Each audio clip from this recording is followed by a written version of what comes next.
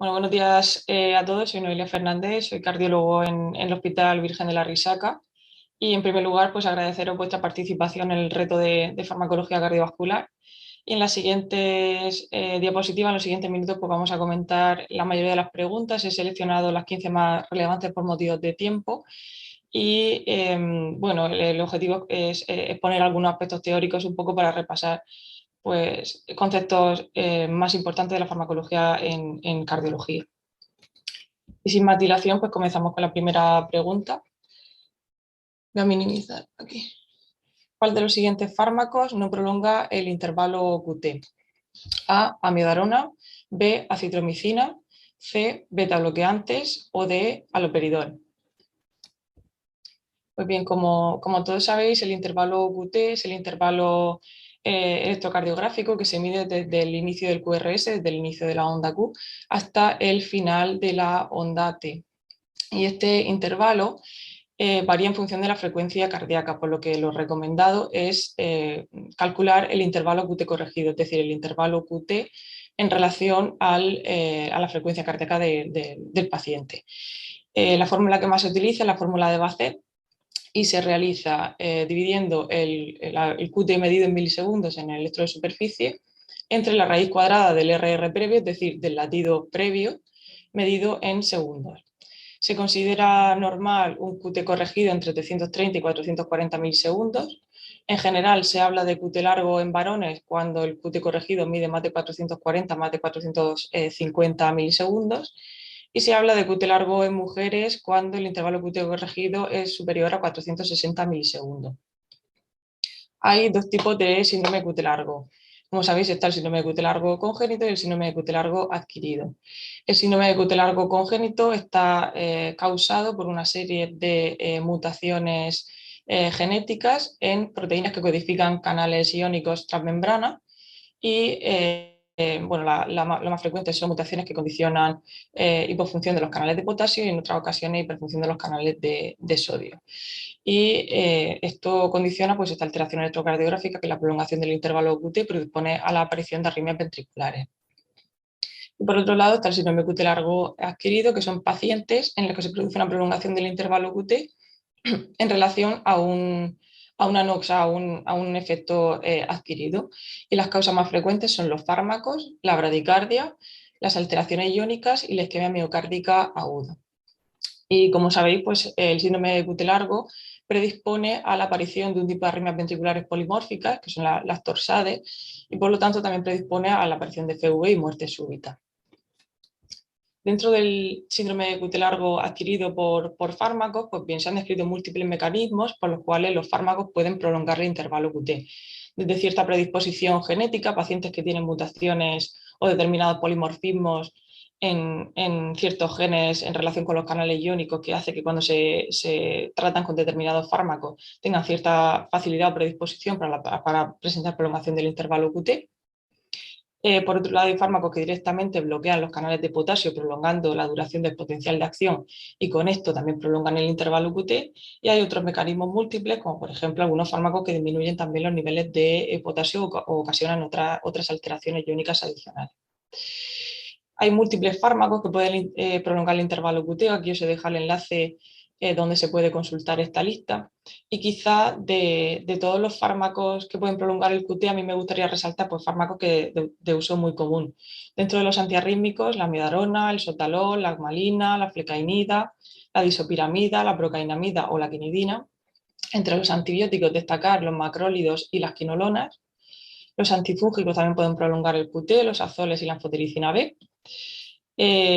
Múltiples antidepresivos y antipsicóticos de uso común también, como la haloperidol, la quetiapina, los antidepresivos tricíclicos, el litio, algunos ISRS o la risperidona, los antihistamínicos, y hay otros fármacos como la cloroquina o la hidroxicloroquina, antieméticos como la metoclopramida o el ondansetron, algunos quimioterápicos o los antirretrovirales, por ejemplo, los que se utilizan en el tratamiento del VIH, que también pueden prolongar el intervalo QT.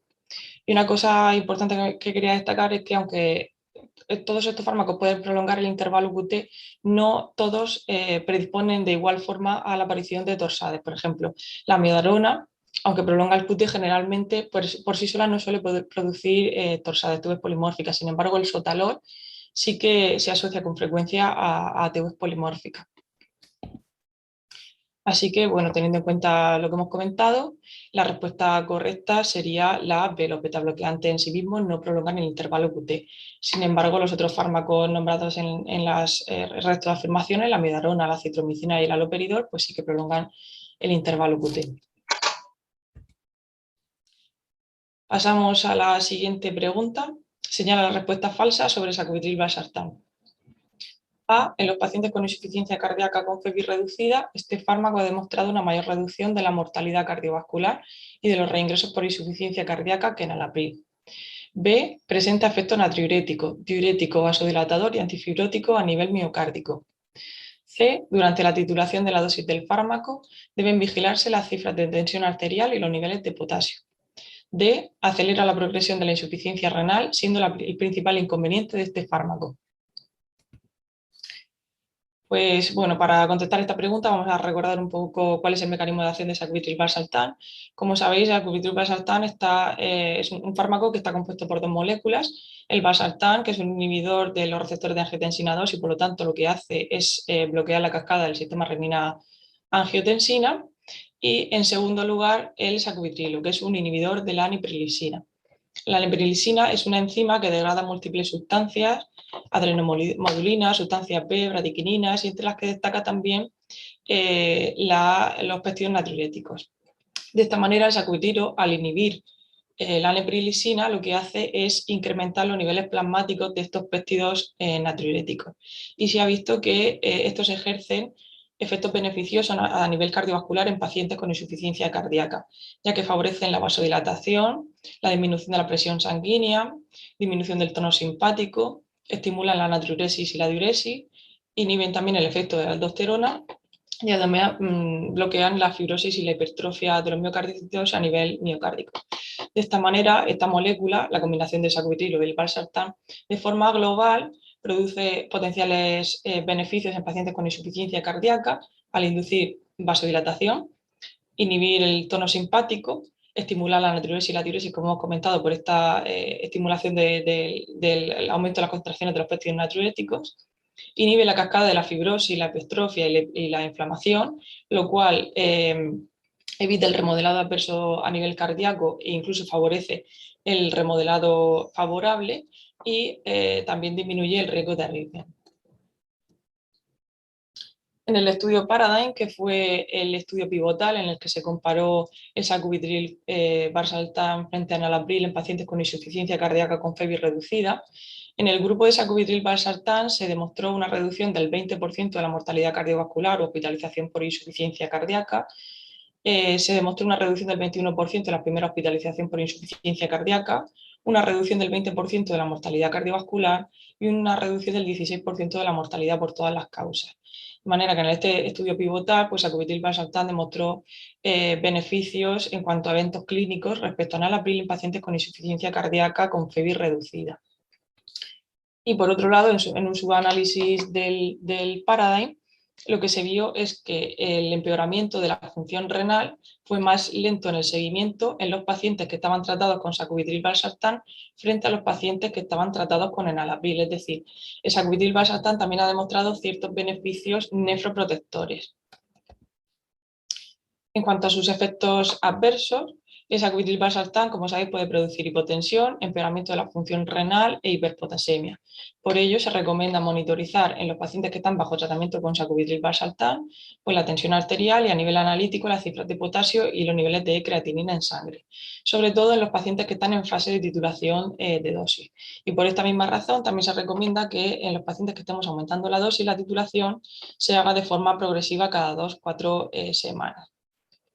No obstante, en el estudio Paradigm, también el sacubitril valsartán demostró tener un perfil de seguridad bueno respecto a enalapril, ya que aunque la hipotensión sintomática fue más frecuente en el grupo de sacubitril valsartán, esto no implicó una mayor descontinuación del tratamiento, es decir, en general la hipotensión que presentan los pacientes que están bajo tratamiento con sacubitril valsartán, la mayor parte de pacientes no suele implicar la retirada del fármaco. Y por otro lado, En cuanto a los eventos renales, tanto el empeoramiento de la creatinina como la hiperpotasemia en el estudio Paradigm fue más frecuente en el grupo de enalapril que en el grupo de sacubitril/valsartán. Así que teniendo en cuenta pues, lo expuesto, la respuesta falsa, es decir, la correcta, sería la D, ya que el sacubitril/valsartán no acelera la progresión de la insuficiencia renal, sino que, como hemos comentado en los resultados de los estudios, pues demostró tener cierto beneficio o protección renal. Por todo lo demás, el resto de los enunciados sí que serían correctos por todo lo que hemos comentado. Y también otra pregunta en relación al sacubitril/valsartán: ¿cuál de los siguientes no es un efecto adverso esperable tras la administración del fármaco? A, la aparición de hipotensión; B, la hiperpotasemia; C, el angioedema; o D, la hipertensión. Pues bien, volviendo a los efectos adversos del sacubitril/valsartán, como hemos comentado, puede producir hipotensión, empeoramiento de la función renal e hiperpotasemia. Y otro efecto adverso que quería comentar es el angioedema. Es un efecto adverso poco frecuente, pero grave, y debemos recordarlo.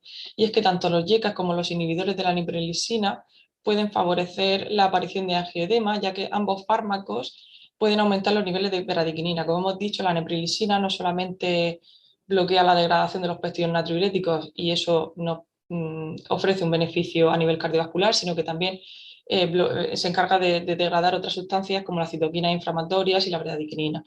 Por eso el sacubitril/valsartán, al bloquear esta ruta metabólica, puede incrementar los niveles plasmáticos de estas citoquinas y a través de este mecanismo puede producir angioedema. Y de forma similar, los YECAs también pueden ocasionar angioedema por este motivo. Por ello, en general, se recomienda hacer un periodo de lavado de 36 horas en pacientes que están bajo tratamiento con YECA y en los que se quiere cambiar el tratamiento a sacubitril/valsartán, con el objetivo de disminuir el riesgo de angioedema, por ser dos fármacos que pueden producir este evento adverso. Sin embargo, no es necesario realizar el periodo de lavado en pacientes que previamente están tratados con ARA2 y se va a hacer el cambio a sacubitril/valsartán, ya que estos pacientes tienen menos riesgo de angioedema. Así que, volviendo a la pregunta, la respuesta correcta, es decir, el efecto adverso que no sería esperable del sacubitril/valsartán, sería la hipertensión. Los otros tres sí que podrían ser efectos adversos asociados al sacubitril/valsartán. Y cambiamos a otro grupo farmacológico y dice la siguiente pregunta: en relación a los ISGLT2, ¿cuál de las siguientes afirmaciones es falsa? A, en relación a su mecanismo de acción, estos fármacos producen diuresis osmótica, aumento de la natriuresis, favorecen la reducción de peso y mejoran el control arterial, de la tensión arterial. B, no es seguro emplear los ISGLT2 en combinación con los análogos de GLP-1. C, la empagliflozina ha demostrado reducir las hospitalizaciones por insuficiencia cardíaca en pacientes con FEBI reducida, independientemente de que sean diabéticos o no. O D, su efecto glucosúrico depende de la tasa de filtrado glomerular, siendo este menor en pacientes con insuficiencia renal. Pues bien, los ISGLT2 fueron fármacos que inicialmente se comercializaron por su efecto antidiabético, es decir, como fármacos hipoglucemiantes.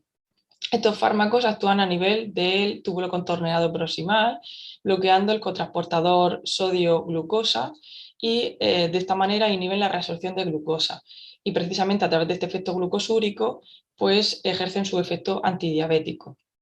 Dicho efecto glucosúrico sí que es dependiente de la tasa de filtrado glomerular, es decir, los pacientes que presentan insuficiencia renal, el efecto glucosúrico del fármaco es menor y por lo tanto su potencia antidiabética también. Sin embargo, estos fármacos en estudios posteriores han demostrado beneficio cardiovascular y de protección renal que es independiente de su efecto glucosúrico o su efecto antidiabético, más bien. Y es porque estos fármacos asocian un efecto diurético y natriurético, estimulan la producción de EPO a nivel renal, inhiben mediadores inflamatorios, reducen el estrés oxidativo y producen modificaciones en el metabolismo mitocondrial.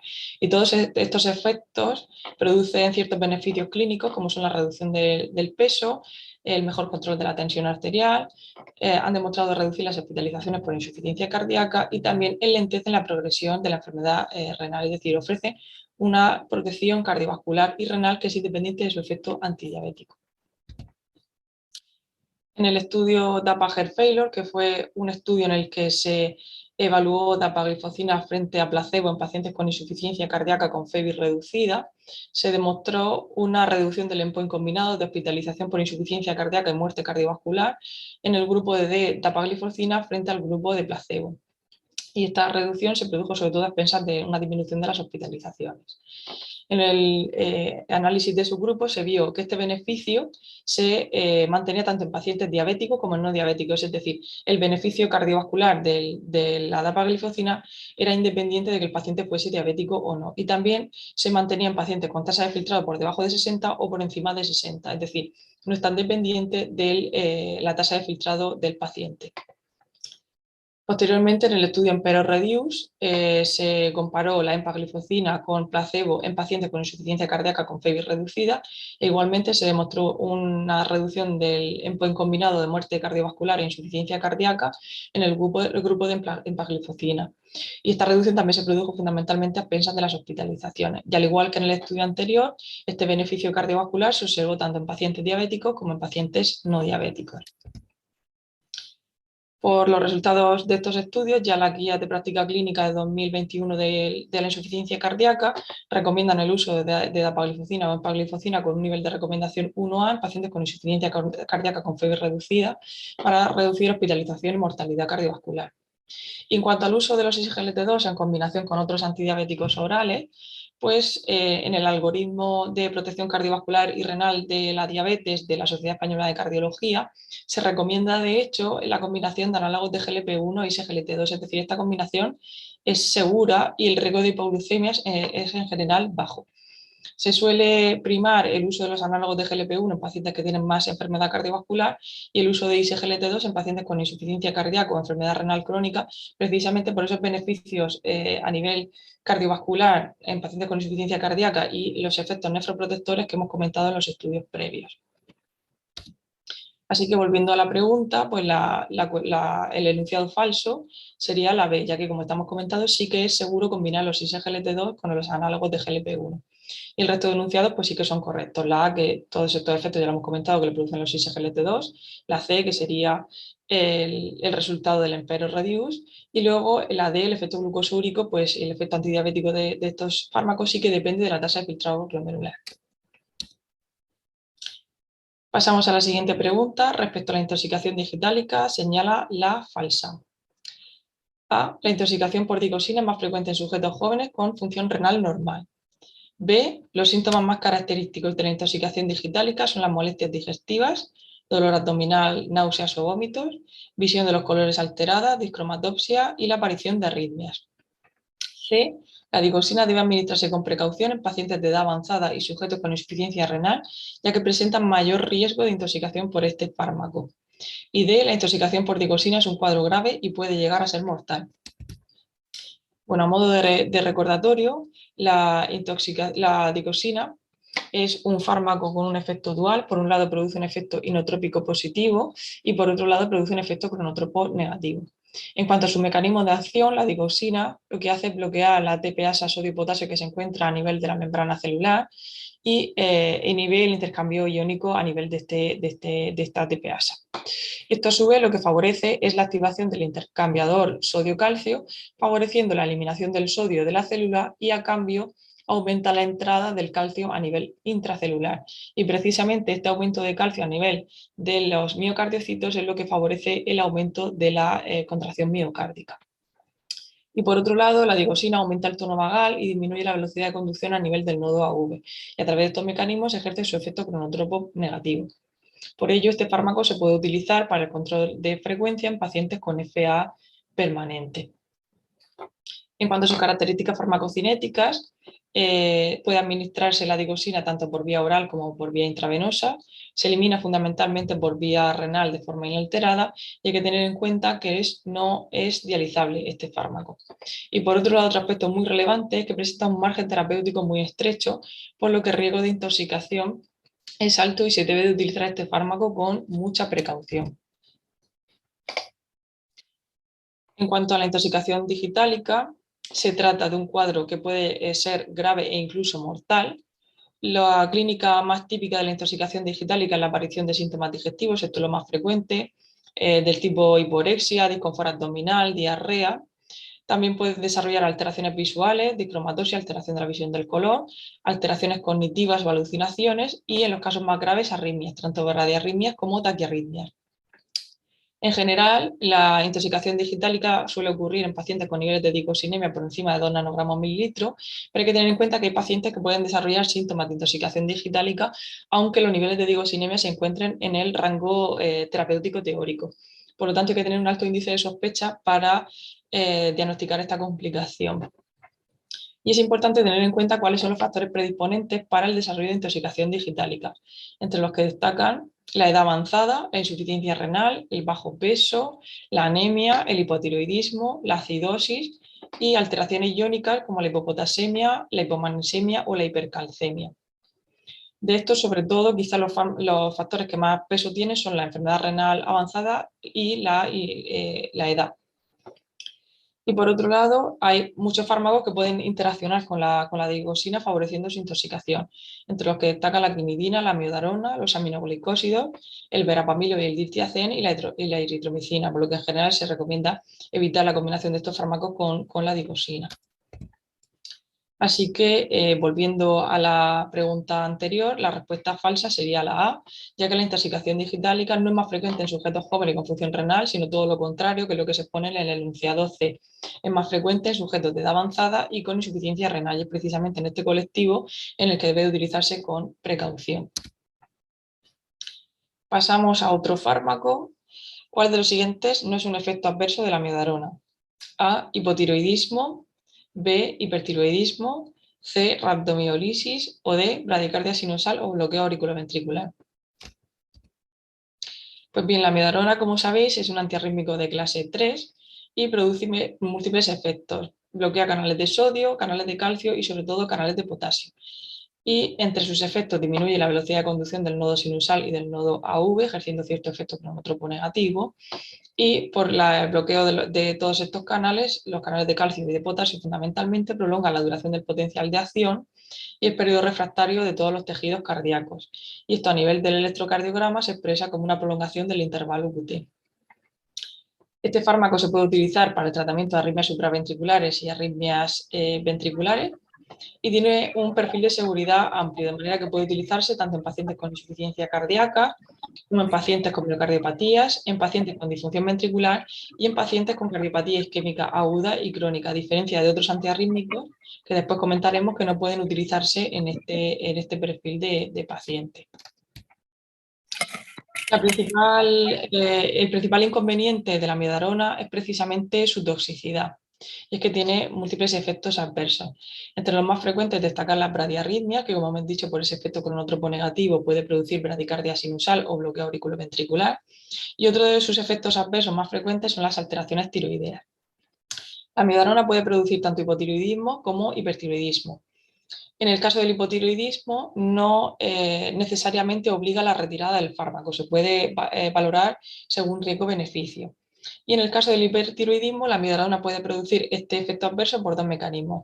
El hipertiroidismo tipo 1, que es de origen autoinmune, mediado por autoanticuerpos y se debe a un aumento de la producción de hormonas tiroideas a nivel de la glándula y en general requiere tratamiento con antitiroideos y la retirada de la amiodarona.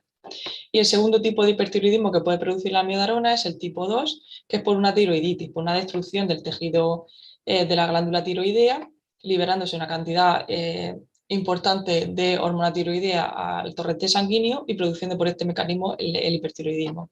No es por aumento de la producción de hormonas tiroideas como en el tipo 1. Y en el caso de los pacientes que han desarrollado hipertiroidismo tipo 2, la amiodarona podría reintroducirse valorando riesgo-beneficio. Otro efecto adverso, como hemos dicho, la amiodarona puede prolongar el intervalo QT, aunque es un fármaco que per se tiene bajo riesgo para el desarrollo de torsades de TVs polimórficas.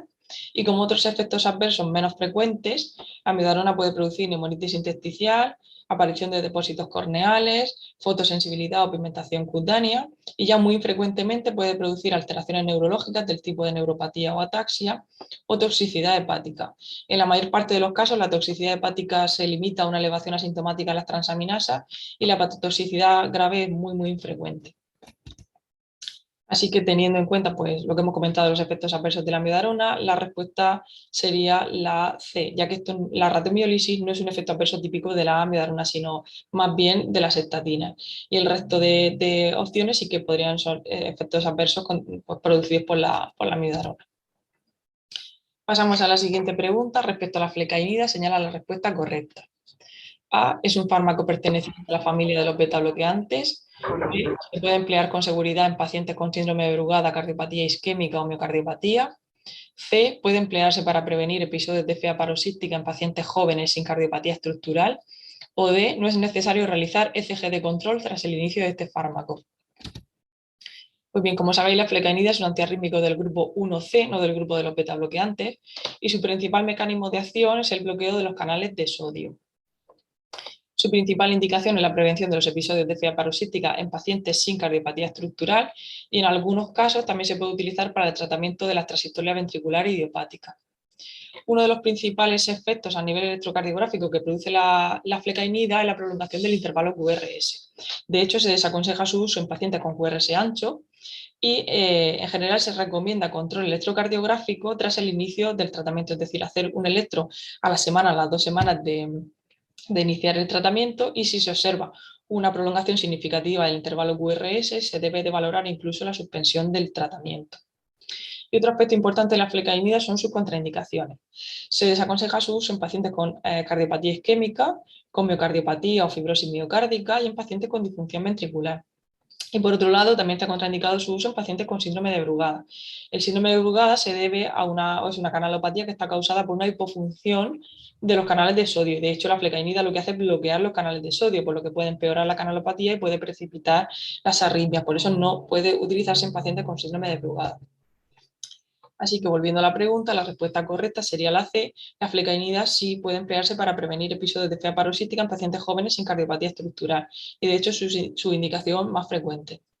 La es falsa, hemos dicho que es un fármaco 1C, no de la familia de los beta-bloqueantes. No puede utilizarse en todos los supuestos que se exponen en el enunciado B.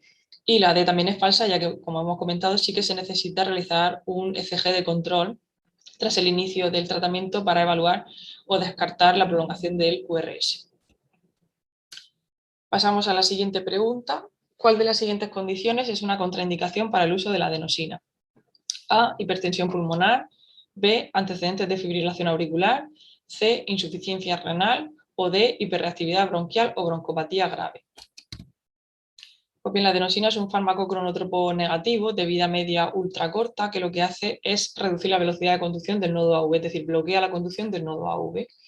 Como sabéis, su principal indicación es el diagnóstico diferencial y el tratamiento de las taquicardias paroxísticas supraventriculares, y también puede emplearse para el diagnóstico diferencial de las taquicardias de QRS ancho, es decir, diferenciar una taquicardia supraventricular con aberrancia, conducida con aberrancia de rama, frente a una TV en pacientes que se encuentren estables hemodinámicamente.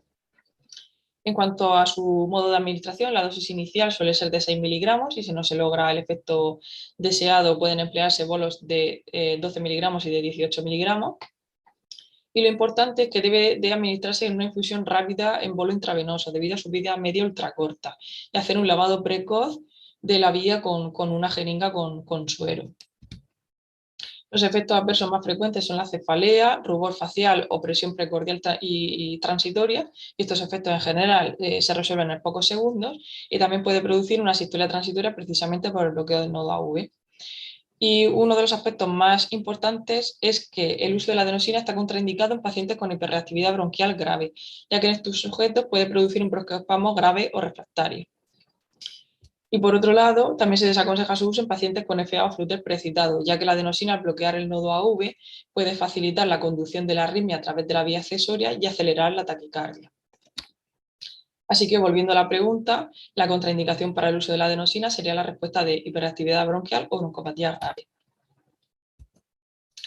La siguiente pregunta es, respecto al uso de los antagonistas del calcio, señala la respuesta falsa. A. Los antagonistas del calcio dihidropiridínicos, alodipino, nifedipino o lercanidipino, pueden emplearse para el tratamiento de la hipertensión arterial. B. Se recomienda el uso de verapamilo en pacientes con disfunción ventricular. C. Son fármacos útiles para el tratamiento del vasoespasmo coronario.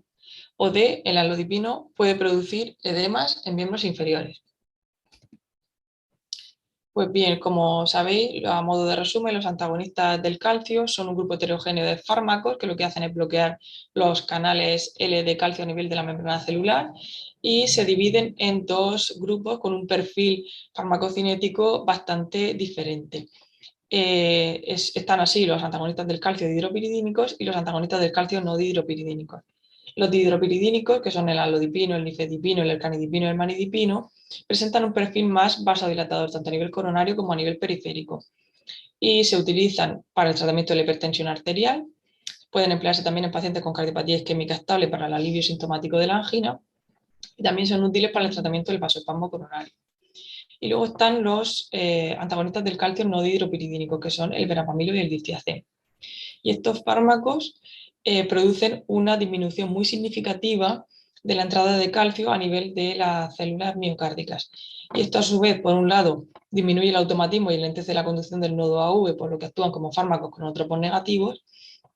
Y además esta disminución tan sustancial del calcio a nivel intracelular hace que disminuyan la contractilidad miocárdica y por lo tanto también asocian un efecto inotrópico negativo. Y es por este motivo que los antagonistas del calcio no dihidropiridínicos están en general contraindicados en pacientes con disfunción ventricular, ya que pueden empeorar la contractilidad miocárdica y precipitar una situación de shock cardiogénico. Se utilizan fundamentalmente para el control de la frecuencia en pacientes con FA permanente, generalmente en aquellos en los que no se pueden utilizar beta-bloqueantes o han tenido algún efecto adverso importante con los beta-bloqueantes. También son útiles para el tratamiento del vasoespasmo coronario. En algunos pacientes también los utilizamos para el tratamiento de la extrasístolia ventricular idiopática y también se utilizan en el tratamiento de la miocardiopatía hipertrófica. Por lo tanto, volviendo a la pregunta, la respuesta falsa sería la B. No es que se recomiende el uso de verapamilo, sino que está contraindicado en pacientes con disfunción ventricular, por lo que hemos comentado. La A sí que sería cierta, los antagonistas del calcio dihidropiridínico se utilizan y de hecho están recomendados en la guía de hipertensión arterial para el tratamiento de esta entidad. Tanto los dihidropiridínicos como los no dihidropiridínicos son útiles en el tratamiento del vasoespasmo coronario, por lo tanto la C también es verdadera. Y como sabéis, uno de los efectos adversos más frecuentes del alodipino es la aparición de edemas en miembros inferiores. Pasamos a la siguiente pregunta. En relación al uso de la colchicina, señala la respuesta correcta. A. Está indicado su uso en el tratamiento de la pericarditis aguda. B. La aparición de molestias digestivas tras administración es muy infrecuente. C. Puede administrarse con seguridad en pacientes con insuficiencia renal grave. Y D. La posología habitual es de 0,5 miligramos cada 4 horas.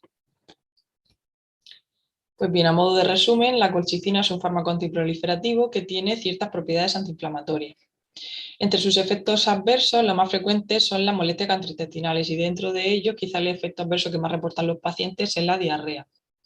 Y como otros efectos adversos muy frecuentes puede producir toxicidad hepática y neuromuscular. En cuanto a las indicaciones de la colchicina en el manejo de la patología cardiovascular, su principal indicación es en el tratamiento de la pericarditis aguda y de hecho en la guía de práctica clínica de las enfermedades del pericardio se recomienda el uso de la colchicina como adyuvante a la aspirina o a los AINES en el tratamiento de la pericarditis aguda con un nivel de recomendación 1A. En general, la duración del tratamiento para el primer episodio de pericarditis aguda es de 3 meses y en los casos de pericarditis recurrente se recomienda extender el tratamiento de la colchicina con colchicina hasta 6 meses. En cuanto a la dosis, en general, la pauta que se utiliza es 0,5 miligramos cada 24 horas en sujetos menores de 70 kilos y 0,5 miligramos 2 veces al día en pacientes de más de 70 kilos.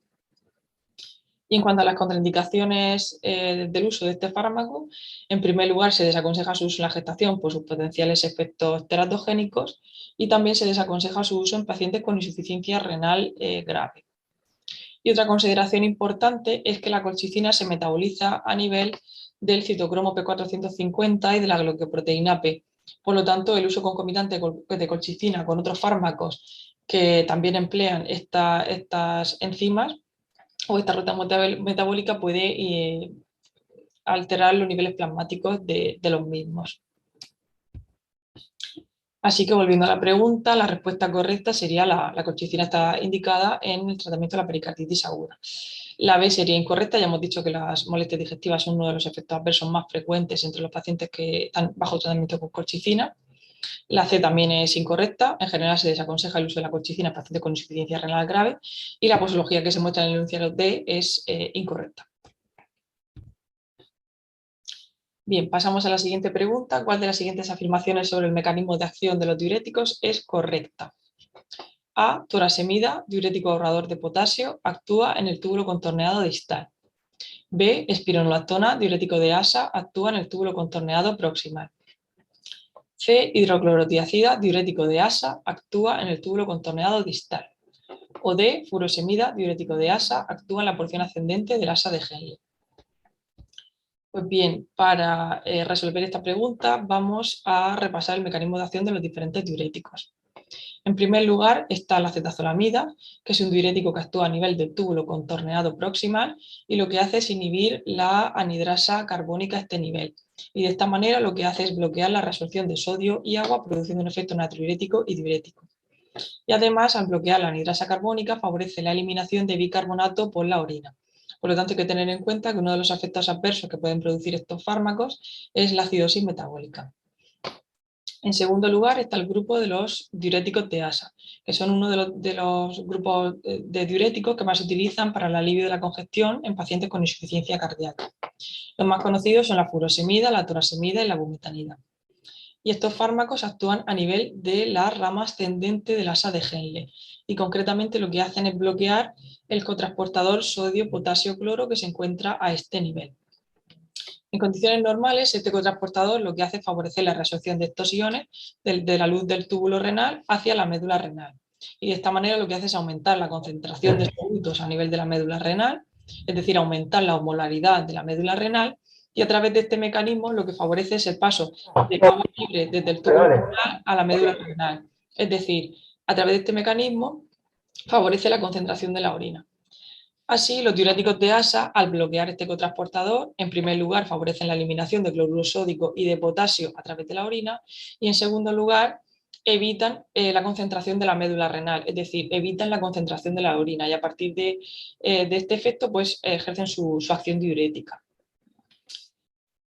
Como aspecto a tener en cuenta, precisamente debido al bloqueo que producen de este cotransportador, los diuréticos de asa pueden producir como efecto adverso frecuente la hipopotasemia.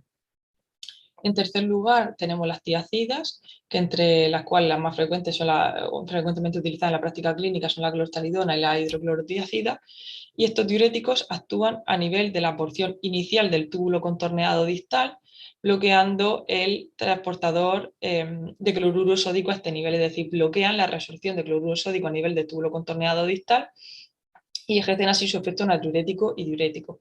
Y un aspecto a tener en cuenta es que indirectamente esta disminución de la reabsorción de sodio hace que llegue más cantidad de sodio a la porción final de la nefrona y por múltiples mecanismos iónicos lo que hace es estimular la reabsorción de potasio.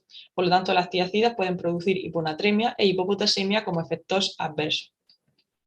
En cuarto lugar están los antagonistas del receptor mineralocorticoide, que los más frecuentemente empleados son la espironolactona y la eplerenona, y estos fármacos actúan a nivel de la porción final del túbulo contorneado distal, bloqueando los receptores de la aldosterona, es decir, antagonizando su acción. Y por ello, estos fármacos lo que hacen es favorecer la eliminación de sodio y agua a través de la orina y bloquean la eliminación, la excreción de potasio. Por lo tanto, también son considerados diuréticos ahorradores de potasio. Y uno de sus efectos adversos más frecuentes es la hiperpotasemia. Y por último tenemos los bactanes, como el tolbactán o el ixibactán, que actúan a nivel del túbulo colector y lo que hacen es bloquear el receptor de la hormona antidiurética, es decir, evitan la reabsorción de agua libre a nivel del túbulo contorneado distal, es decir, no producen efecto natriurético y por eso se utilizan generalmente en pacientes con sobrecarga hídrica más hiponatremia o para el tratamiento de algunas entidades como el SIADH. Y a modo de resumen os dejo esta tabla, que son los efectos adversos más comunes a nivel iónico de los diuréticos. La acetazolamida, recordar que puede producir acidosis metabólica al estimular la pérdida de bicarbonato por la orina, los diuréticos de asa que pueden producir hipopotasemia, las tiacidas que pueden producir tanto hiponatremia como hipopotasemia, y los únicos diuréticos que producen hiperpotasemia son los antagonistas del receptor mineralocorticoide. Y por último, recordar que los diuréticos que tienen mayor efecto natriurético, mayor excreción fraccional de sodio, son los diuréticos de asa. Así que volviendo a la pregunta, la respuesta correcta sería la D, furosemida, que es un diurético de asa y actúa a nivel de la porción ascendente de la asa de Henle. Siguiente pregunta, señala la respuesta falsa respecto a los YECAS. A, inhiben el sistema renina-angiotensina-aldosterona. B, entre sus efectos adversos pueden producir hipotensión e hiperpotasemia. C, están contraindicados durante la gestación. Y D, la combinación de YECAS y ARA2 es muy recomendable para el tratamiento de la hipertensión arterial. Pues bien, el sistema renina-angiotensina-aldosterona, como si recordáis, es un sistema hormonal cuyo principal acción es regular la presión arterial y el equilibrio hidrosalino del organismo. A nivel, bueno, este eje comienza con la renina, una enzima que se segrega a nivel renal, que lo que hace es fácil catabolizar la conversión del angiotensinógeno en angiotensina 1 y posteriormente la enzima convertidora de angiotensina cataliza la conversión de angiotensina 1 en angiotensina 2, que es una molécula muy activa y al unirse a sus receptores produce múltiples efectos. A nivel renal produce vasoconstricción de la arteriola eferente, aumenta la presión hidrostática del glomérulo renal y favorece la retención hidrosalina. A nivel de la glándula adrenal estimula la producción de aldosterona y la liberación de catecolaminas. Y además produce otros efectos como son el aumento del tono simpático, la estimulación de la producción de hormona antidiurética y por lo tanto mayor retención hídrica, y también activa una serie de cascadas proinflamatorias, aumentando la producción de citoquinas, activando la migración de los macrófagos, y todo ello tiene efectos a nivel miocárdico, como son la hipertrofia, los miocitos y la fibrosis, y todos estos mecanismos explican en parte el efecto deleterio que tiene la activación de la cascada del sistema renina-angiotensina-aldosterona en pacientes con insuficiencia cardíaca. Tenemos dos herramientas farmacológicas para bloquear esta cascada, que son los inhibidores de la enzima convertidora de angiotensina, que bloquean el paso de conversión de angiotensina 1 a angiotensina 2, y los antagonistas del receptor de la angiotensina 2, que bloquean los receptores de esta molécula. En cuanto a los efectos clínicos de los YECAS, al bloquear toda la cascada que hemos comentado, producen disminución del tono simpático, vasodilatación y reducción de la tensión arterial, vasodilatan la arteriola eferente, por lo tanto disminuyen la presión hidrostática del glomérulo renal y entre sus efectos beneficiosos, como sabéis, reducen la proteinuria, bloquean la acción de la aldosterona, por lo que favorecen la excreción de sodio y agua y disminuyen la excreción de potasio, es decir, aumentan el nivel de potasio, y también evitan el remodelado adverso y la fibrosis miocárdica. Teniendo en cuenta esto, las reacciones adversas más frecuentes de los YECAS son la hipotensión, la hiperpotasemia y el empeoramiento de la función renal. Y como hemos comentado al principio de la presentación, precisamente al bloquear la enzima convertidora de angiotensina, esta enzima que también degrada otras sustancias como radiquinina o citoquinas proinflamatorias, los YECAS pueden aumentar los niveles plasmáticos de estas sustancias y pueden producir por este mecanismo dos efectos adversos conocidos como son la tos y el angiodema. En general, los YECA están contraindicados en pacientes gestantes por sus potenciales efectos teratogénicos, en pacientes con estenosis bilateral de la arteria renal y en pacientes con antecedentes de edema angineurótico, por lo que hemos comentado. Y en general se desaconseja en la práctica clínica el uso combinado de ARA2 y de YECAS, ya que la combinación de estos fármacos potencia sus efectos adversos porque van por la misma vía y sin embargo no han demostrado beneficio clínico. Por lo tanto, la respuesta falsa sería la D. La combinación de YECAS y ARA2 es muy recomendable en el tratamiento de la hipertensión arterial, es decir, esto sería lo falso. El resto de afirmaciones, como hemos ido comentando, sí que serían ciertas. Pasamos ahora a la siguiente pregunta en relación a los fármacos antagonistas del receptor mineralocorticoide, espironolactona y eplerenona. Señala la respuesta correcta. A. Han demostrado reducir la morbimortalidad en pacientes con insuficiencia cardíaca con FEBI reducida. B. Uno de sus efectos adversos más frecuentes es la hipopotasemia. C. En los varones la eplerenona produce ginecomastia con frecuencia. O D. Se emplean con seguridad en pacientes con insuficiencia renal grave.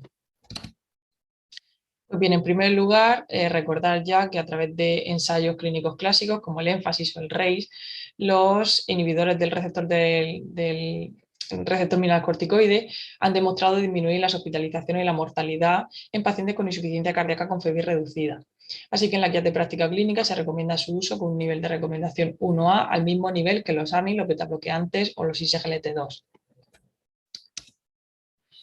En cuanto a consideraciones generales del uso de estos fármacos, ya hemos comentado que pueden producir como efecto adverso hiperpotasemia e insuficiencia y empeoramiento de la función renal al inhibir el eje del sistema renina-angiotensina-aldosterona. Por ello, deben de emplearse con precaución en pacientes con tendencia a la hiperpotasemia y en pacientes con insuficiencia renal grave. Y si el uso de la titulación de estos fármacos está limitada únicamente por la hiperpotasemia, se puede valorar el uso de resinas de intercambio iónico para aliviar este efecto adverso. En general, la dosis de inicio es de 25 miligramos en ambos fármacos, la espironolactona y la eplerenona, y la dosis objetivo de 50 miligramos. Y un aspecto importante a tener en cuenta es que la espironolactona tiene ciertos elementos estructurales similares a la progesterona y puede actuar de forma no selectiva en algunos receptores androgénicos, de manera que este hecho explica algunos efectos adversos como la producción de ginecomastia en varones o las alteraciones menstruales en mujeres. Por contraposición, la eplerenona sí que es selectiva, actúa de forma selectiva en los receptores mineralocorticoides y por lo tanto no produce estos efectos adversos. Así que volviendo a la pregunta, la respuesta correcta sería la A, como hemos comentado. Los inhibidores del receptor mineralocorticoide han demostrado reducir la mortalidad en pacientes con insuficiencia cardíaca con FEBI reducida. La B no sería correcta, ya que uno de los efectos adversos más frecuentes es la hiperpotasemia, no la hipopotasemia. La C también es incorrecta porque es la espironolactona y no la eplerenona la que produce ginecomastia en los varones. Y la D, en general, se recomienda utilizar con precaución estos fármacos en pacientes con insuficiencia renal grave. Siguiente pregunta, respecto al uso de los anticoagulantes orales directos, señala la respuesta correcta. A, su uso está contraindicado en pacientes portadores de prótesis valvulares mecánicas. B, presentan mayor riesgo de sangrado intracraneal que los antagonistas de la vitamina K, por lo que en general se desaconseja su uso. C, respecto a su posología, dabigatran y apixaban se administran una vez al día y edoxaban y rivaroxaban 2 veces al día. O D, pueden emplearse con seguridad en pacientes en diálisis. Pues bien, los antagonistas, los anticoagulantes orales directos han demostrado ya en sus ensayos pivotales la no inferioridad respecto a la warfarina en la prevención de eventos tromboembólicos y en metaanálisis posteriores han demostrado tener un perfil de eficacia y seguridad bueno respecto a la warfarina, sobre todo a expensas de una reducción de ictus hemorrágico. Y es por ello, por lo que en la guía de práctica clínica de FA se recomienda el uso de los anticoagulantes orales directos como la primera opción en lugar de los antivitamina K. Las principales contraindicaciones para el uso de los anticoagulantes orales directos, como sabéis, son pacientes portadores de prótesis mecánicas o la estenosis mitral moderada severa. Y en cuanto a la posología, dabigatran y apixaban se administran 2 veces al día y rivaroxaban y edoxaban una vez al día. Y la principal limitación para el uso de estos fármacos es la insuficiencia renal. De manera que, en general, todos los ACOT están contraindicados en pacientes con tasas de filtrado por debajo de 15 y en diálisis. Y en el caso de dabigatran, por tener una mayor eliminación renal, está contraindicado su uso en general también en pacientes con tasa de filtrado por debajo de 30 mililitros minuto. Así que volviendo a la pregunta, la correcta sería la A, el uso de los ACOT está contraindicado en pacientes con prótesis mecánicas y luego las restantes afirmaciones serían incorrectas. Ya hemos dicho que son de elección frente a los AVK, por lo tanto la B sería incorrecta. La C, la posología está puesta al contrario, dabigatran y apixaban son 2 veces al día y edoxaban y rivaroxaban una vez al día. Y luego la D también es incorrecta porque, como hemos comentado, pues está desaconsejado el uso de los ACOS en pacientes en diálisis. Y la última pregunta, respecto al uso de los fármacos antiagregantes en pacientes con cardiopatía isquémica, señala lo que no es correcto. A, los antiagregantes plaquetarios inhibidores del receptor P2Y12 disponibles vía oral son el clopidogrel, el ticagrelor y el prasugrel. B, en general en pacientes en diálisis y pacientes mayores de 80 años se recomienda emplear preferiblemente prasugrel frente a clopidogrel. C, puede ser necesario suspender estos fármacos de forma previa a la realización de procedimientos intervencionistas o quirúrgicos. Y D, los eventos hemorrágicos son uno de los efectos adversos más frecuentes de estos fármacos. Pues bien, recordad que efectivamente los 3 fármacos inhibidores del P2Y12 disponibles vía oral son el prasugrel, el ticagrelor y el clopidogrel. Y en general tener en cuenta las siguientes precauciones respecto al uso de tica y de prasu. El ticagrelor en general se desaconseja en pacientes con trombocitopenia grave, está contraindicado en pacientes con antecedentes de ictus hemorrágico o hemorragia intracraneal y existe escasa evidencia en pacientes en diálisis. Y en cuanto al prasugrel, también se desaconseja su uso en pacientes con trombocitopenia grave. En general, hay menor evidencia para su uso en pacientes de edad avanzada o de bajo peso y, de hecho, en la guía de práctica clínica se recomienda utilizar la dosis reducida de 5 miligramos en pacientes de más de 75 años o de peso corporal de menos de 60. Existe casi evidencia para su uso en pacientes en diálisis. Está contraindicado en pacientes con antecedentes de ictus isquémico y, por supuesto, también en pacientes con antecedentes de ictus hemorrágico o hemorragia intracraneal. Por lo tanto, volviendo a la pregunta, lo que no es correcto sería la respuesta B. Es decir, en general, en pacientes frágiles, añosos o en diálisis, el antiagregante que se suele utilizar es el clopidogrel, ya que se dispone de menos evidencia para el uso de antiagregantes más potentes como el ticagrelor o el prasugrel. Y el resto de opciones sí que son ciertas. Y bien, con esto acabo. Muchas gracias por vuestra atención y espero que el reto haya sido de vuestro interés.